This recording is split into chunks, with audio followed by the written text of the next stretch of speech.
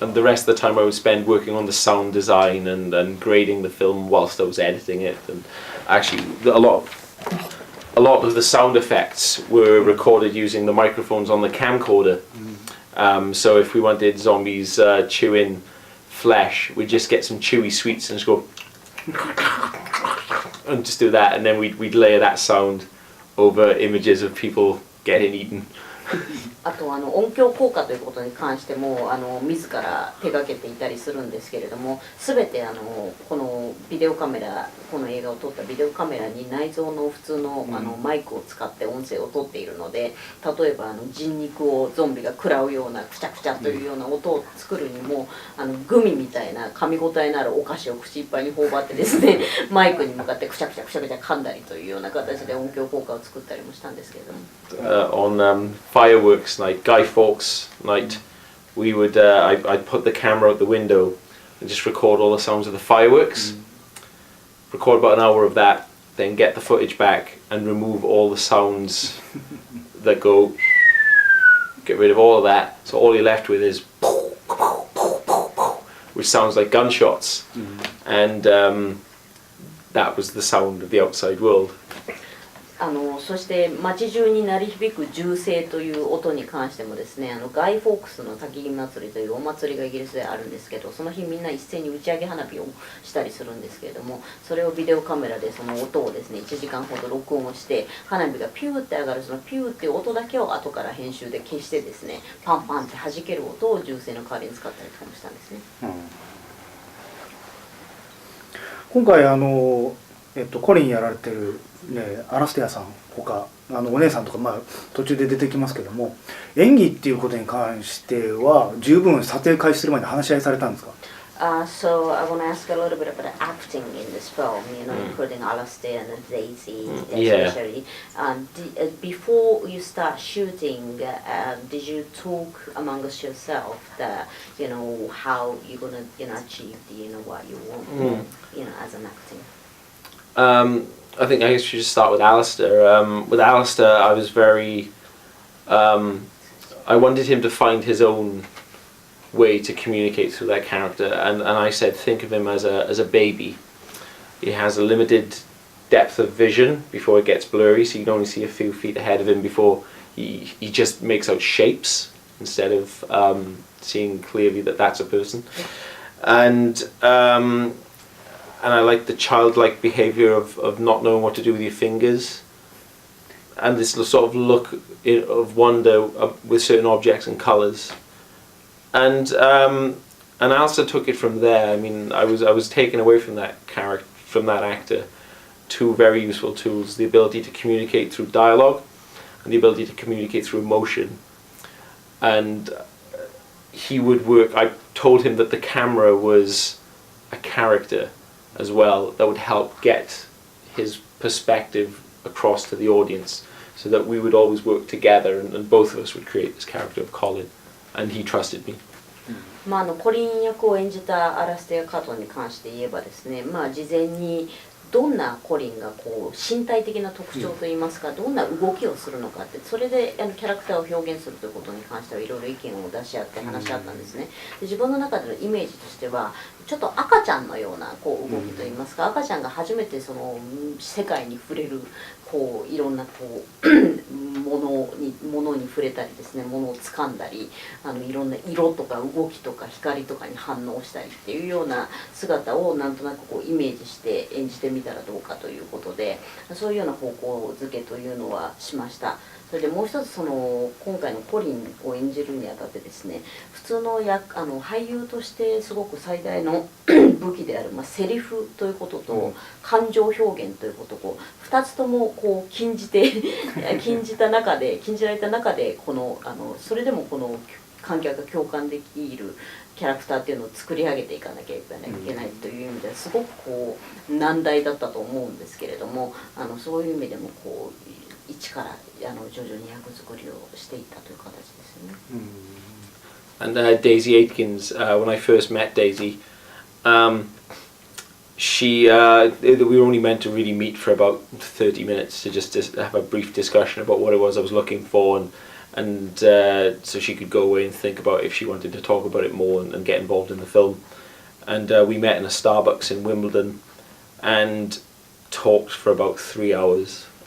straight, and it was just one of the most incredible meetings I'd ever had with an actor. And Daisy does this incredible thing when you try to communicate emotion, she starts to perform it. And when I started talking about, you know, her character as a zombie, she started, you know, going in on herself. And I thought, wow, this is outstanding. She can be a zombie and she can be a human with depth and heart and emotion. And so I think what I love most about what Daisy does in this film is that she trusted me enough to play it, to perform with honesty and truth. And it's not like she's looking at a zombie shuffling around the kitchen. It's like she's looking at a family member who's died of a terminal disease. And that to me was just one of the most amazing gifts an actor could give. コリンのお姉さん役を演じたデイジー・エイトキンズに関してもですね、彼女とは撮影前に3時間ぐらいかけて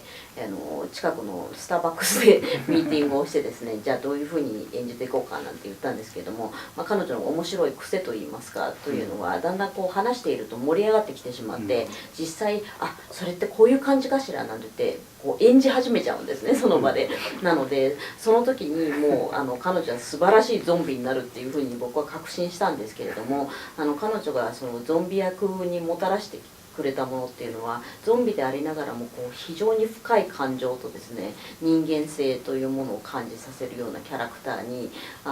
してくれたと思ってるんですね。それで自分を絶対的に監督として信頼してくれてですね、非常にこう正直な真実味あふれるような演技を見せてくれたと思ってます。監督個人はちょっとゾンビの話になってきますけど、走るゾンビはありですか？What do you feel about the running zombie? I think there's room for both. I prefer slower zombies, but I do like the remake of Dawn of the Dead a lot. And I think the Zack Snyder took a lot of that from 28 Days Later, and we hadn't seen anything like that until 28 Days Later had come along. And in 28 Days Later, I think Danny Boyle's very clear that they're not zombies, they're infected. Yeah, I guess in Dawn of the Dead, Zack Snyder went, that's what zombies should do now. And it's cool. I think it's great, but I prefer the slower zombies, like in Shaun of the Dead and Dawn of the Dead. 走るゾンビが初めて登場したのは基本的にダニー・ボイルの28日号だと言われていますが、あれは厳密に言うとゾンビではないので、ただ感染した人々ということでちょっとまた違うかなと思うんですけども、そういう意味ではザック・スナイダー監督がやったロメロ監督のゾンビのリメイク版ですよね。あれが走るゾンビの一作目なのかなと思ってるんですけど、自分は個人的な趣味としては伝統的なこうゆっくり歩く生ける屍のようなタイプのゾンビの方が好きなんですけれども、でもどっちもありかなとは思いますけれどもね。What do you prefer? ご自分はどうですか？両方好きですね。Yeah, I like both. Yeah. 結構ゆっくりとしたゾンビっていうのはなんか普通にゾンビ映画っていうと生きている人がサバイバルするっていうことがメインになりますけど、今回はちょっとそういう目線ではなくてゾンビ側の目線で描かれてますから、周りの世界人間たちの模様って映す時にすごくスローモでなんか叙情的な感じはしますけど、そこら辺はすごく意識されたんですか？なんか自分とはあまり関係ないことが起きてるっていうような印象がすごく前編通してあったんですけども。Well, usually in a zombie film, it's structure around humans, try to survive, against zombies attack. Yeah. But Colin is in that way is totally sort of opposite of it, and it's actually Colin is not really a part of the whole sort of the survival game, between the human and zombie, and it's almost make it the film is quite poetic and lyrical and quiet. So was that your sort of intention to make it quite a different sort of thing? It was almost like Colin was passing through other zombie movies on his journey, and it's about taking the individual out of the zombie horde. So instead of the zombie horde being a massive creatures that form a single animal that's driven towards, carnage, if you take the individual out,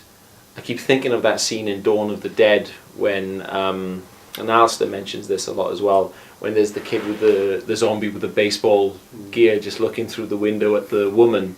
and it's not trying to attack her, it's just looking at her. There's something about taking the zombie out of the group and its behavior changes. It's almost like its behavior is part of what the group of zombies is. It's like a single-minded unit you take, and I think that's interesting, and that's what Colin was meant to be, the individual on a journey passing through other zombie movies.